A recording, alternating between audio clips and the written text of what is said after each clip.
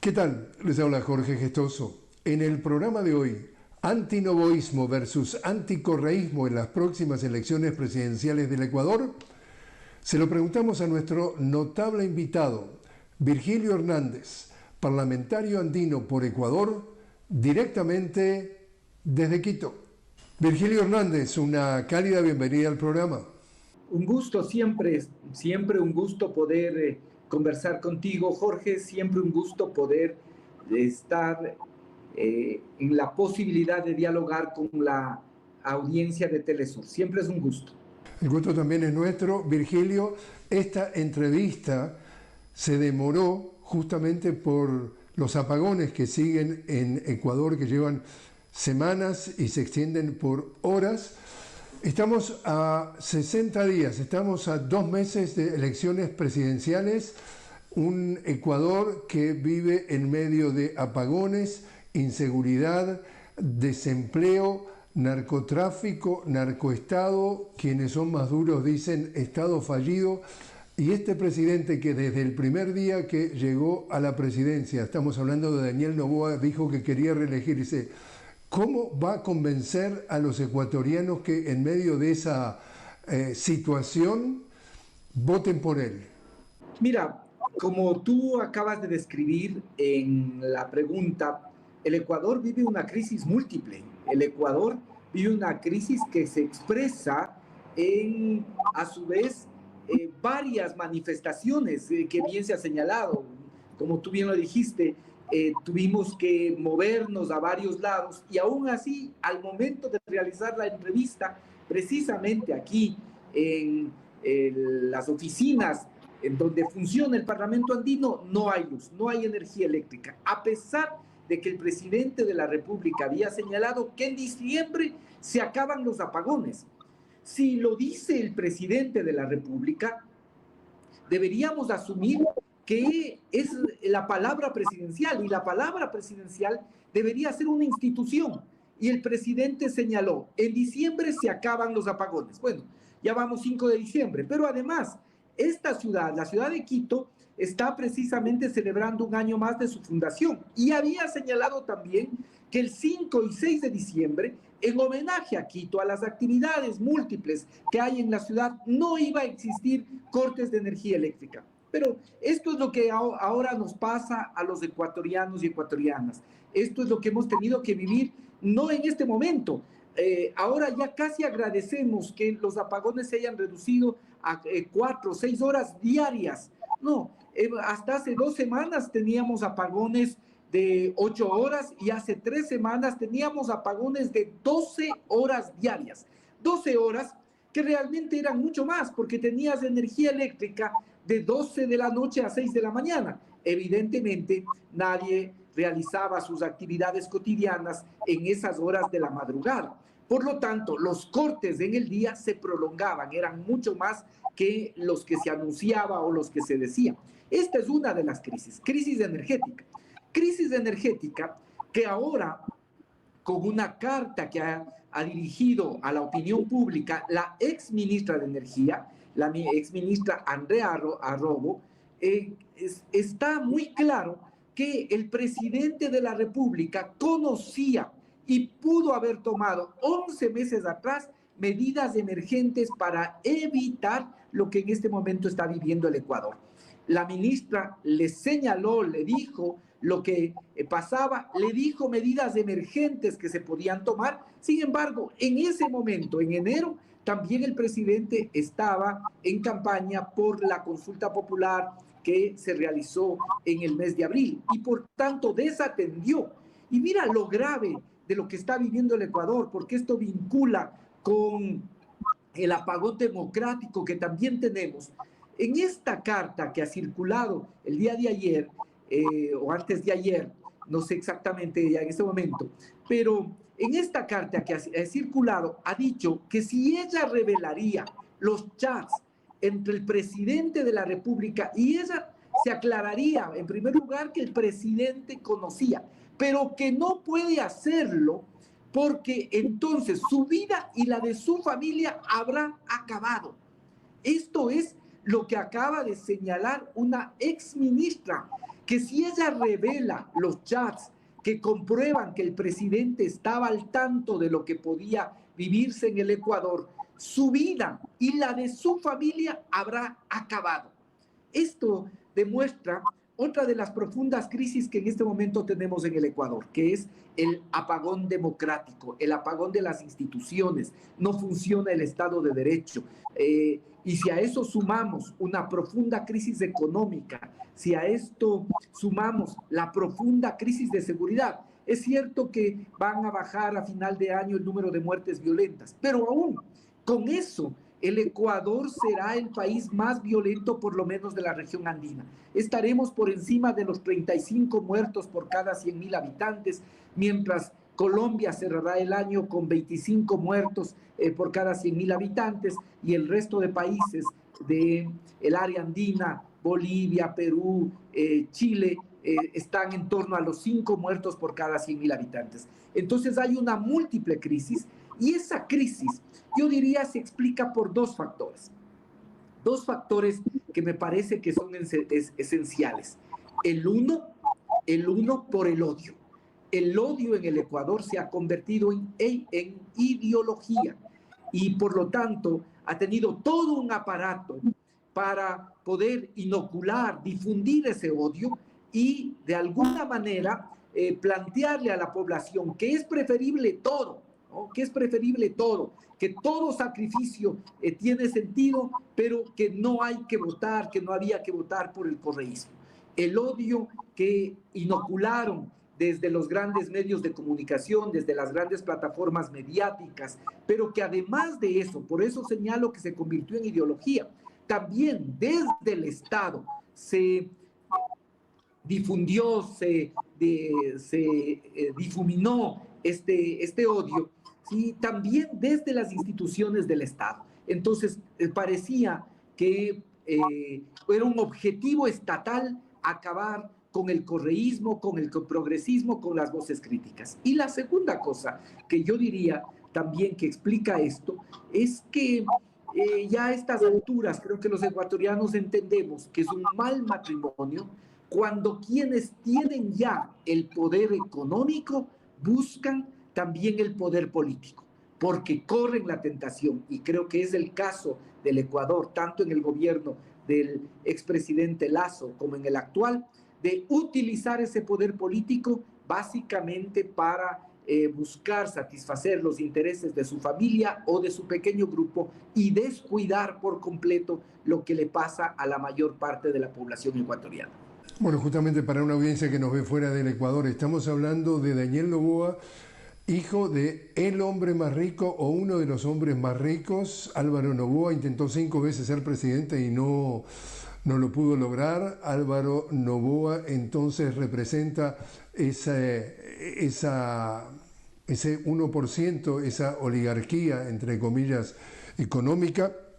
Pero a pesar de, como tú dices entonces, Virgilio, de que se trató de inocular el odio, responsabilizando por todos los males a esos 10 años de gobierno progresista de Rafael Correa, el correísmo como se le llamó, o el partido político de lo que tiene que ver la Revolución Ciudadana, antes Alianza País. Sin embargo, de acuerdo a encuestas, y voy a citar simplemente una, RN, le da entre 14 y 15% de ventaja a la candidata del correísmo, es decir, estamos hablando de la Revolución Ciudadana, Luisa González, sobre este señor Noboa, y que ha hecho lo posible y lo imposible por tratar de siempre estar al frente, sobre todo al principio del año, como tú decías, cuando se trató de hacer un plebiscito, un referéndum.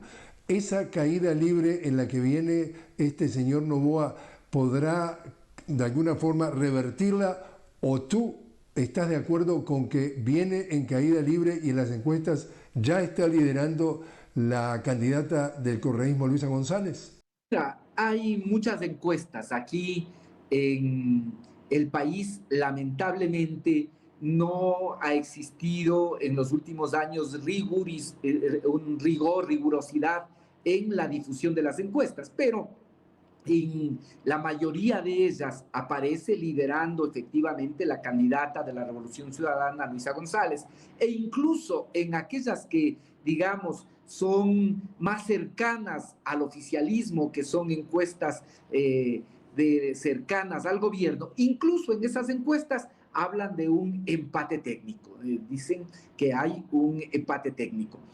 Nosotros, por lo menos, siempre creemos que las elecciones no se ganan con las encuestas, que las elecciones se ganan el día que el pueblo ecuatoriano se pronuncie.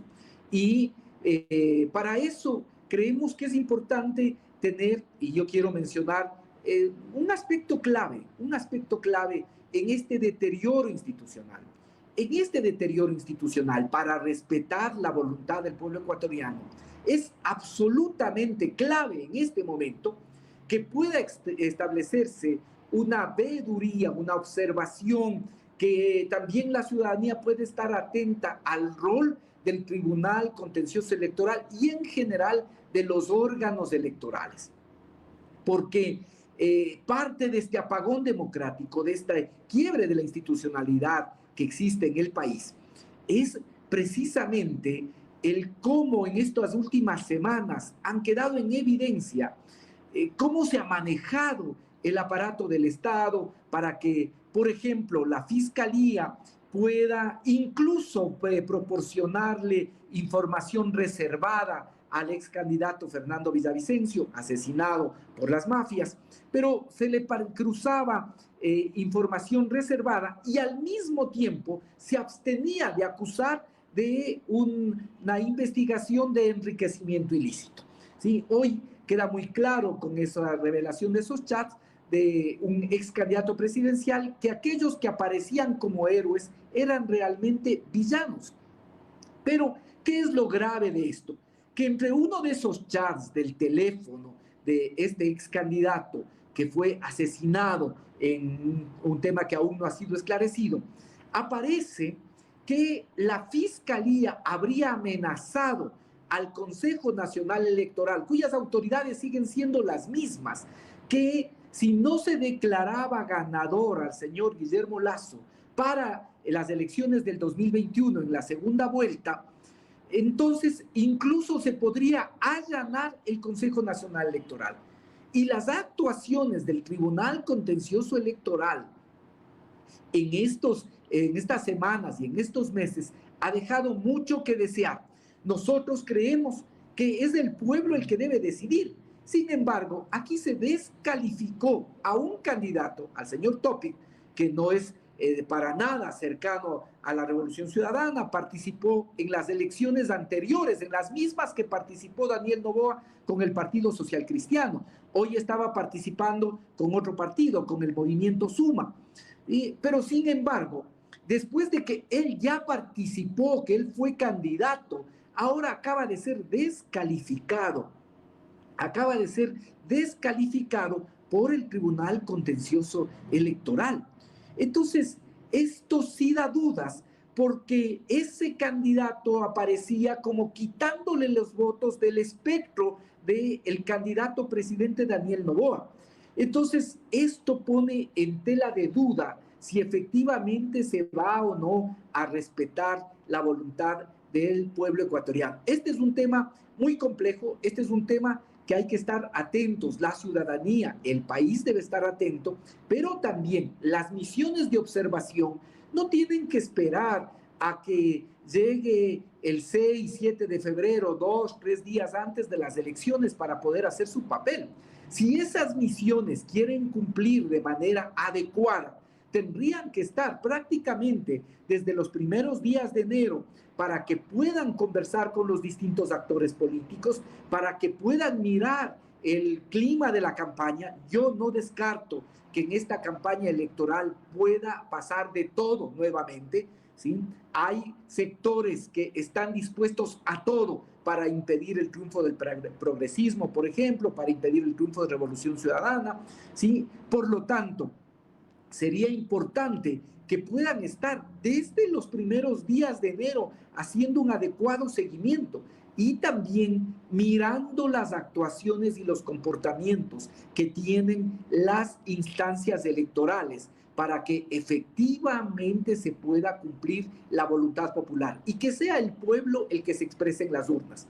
El candidato presidente lo que más tiene ahora es dinero, ¿no? De hecho, cuando uno ve las redes se da cuenta que hay una enorme pauta que esperemos que esté siendo auditada por el Consejo Nacional Electoral, por ejemplo, y que se pueda establecer como gastos anticipados de campaña, porque uno puede ver que hay una enorme pauta a favor del candidato presidente, pero creo yo que el candidato presidente a veces menosprecia al pueblo ecuatoriano y sobre todo a la juventud, porque a esa juventud que va dirigida, sus mensajes, que muchas veces incluso le pueden parecer graciosas algunas de sus apariciones en TikTok, después de que mira el TikTok y que incluso se sonríe con ese TikTok o con una propaganda difundida a través de las redes, tiene que ir a su casa y enfrentar la realidad que no hay luz.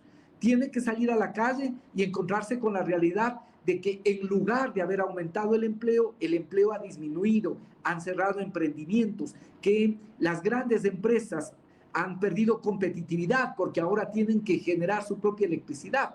No se diga las medianas, las pequeñas empresas o los negocios que tiene la gente, de tal forma que en diciembre, en lugar de ser un mes de aguinaldos, será un mes en que mucha gente se encuentra en una situación de desempleo.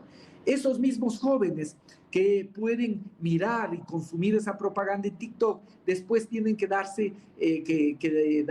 salir y ver que no tienen oportunidades de estudio, o que las becas que ahora se plantean demagógicamente, sí, son puntuales, son por 3 meses mientras duran las elecciones, ¿no? Pero que después no hay un programa que sostenga y que además lo que dicen los expertos económicos es que la situación del Ecuador, lejos de haberse resuelto en el plano económico, es una situación compleja, que en este mismo mes tendremos que hacer pagos de deuda externa y que el próximo año será un año muy complicado porque muchos de esos recursos están comprometidos precisamente para el pago de la deuda. De tal manera que creo yo que ahora el pueblo tiene una enorme responsabilidad de poder efectivamente tomar las decisiones adecuadas, superando el odio que ha sido inoculado básicamente a través de medios y de plataformas mediáticas y sobre todo pensando en que el Ecuador, Jorge, no está al borde del abismo. El Ecuador ya está en caída libre hacia el abismo, ¿sí? El Ecuador ya está en caída hacia el abismo y lo que esperamos ahora es encontrar algo que nos permita asirnos y detener la caída y luego empezar a ver cómo salir de esta situación tan grave, tan compleja, tan profunda que tiene y que vive en este momento el país. Virgilio, te invito a hacer una pequeña pausa. Estamos hablando con Virgilio Hernández directamente desde Quito, Virgilio parlamentario andino por Ecuador. Estamos hablando sobre la campaña electoral rumbo a los comicios de febrero del año próximo. Enseguida regresamos.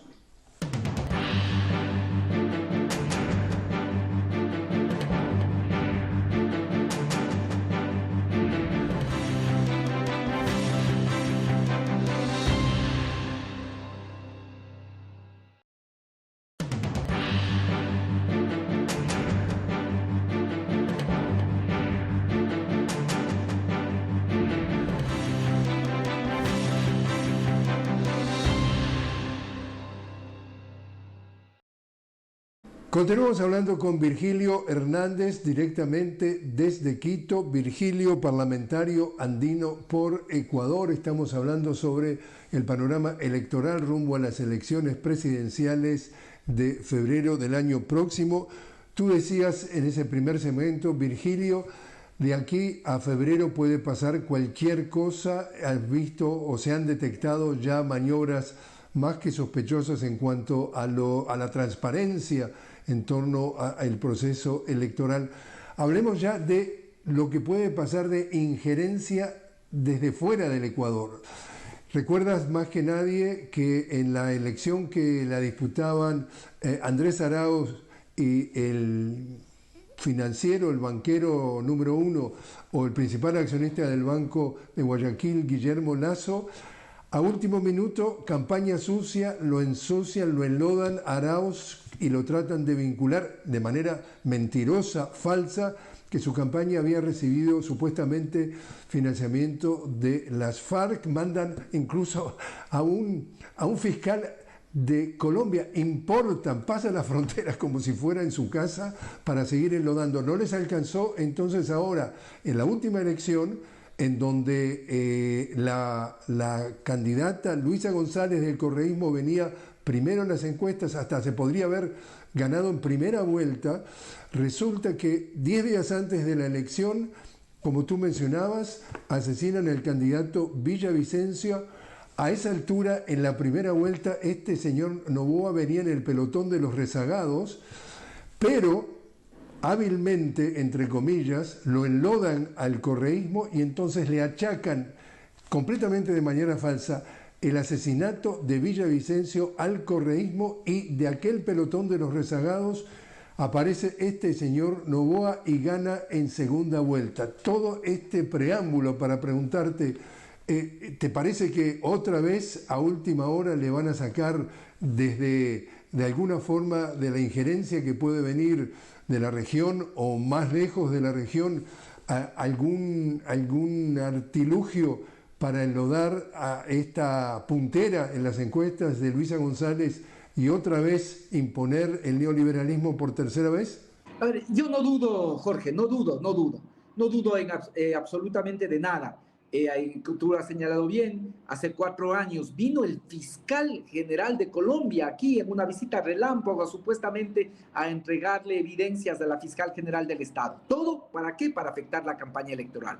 La campaña anterior recurrieron a actos absolutamente macabros, condenables, horrendos, ¿sí? Para buscar precisamente culpar al correísmo. Y ahora también ya está muy claro que la Fiscalía conocía desde el primer momento que esto estaba vinculado con grupos mafiosos. Sin embargo, se dejó que circule el relato que había responsabilidad del correísmo. De tal manera que aquí no solo que se ha perdido los principios democráticos, se ha perdido los escrúpulos, se ha perdido toda la decencia política. No, aquí en el país es mucho más allá de eso. Aquí no hay Estado de Derecho.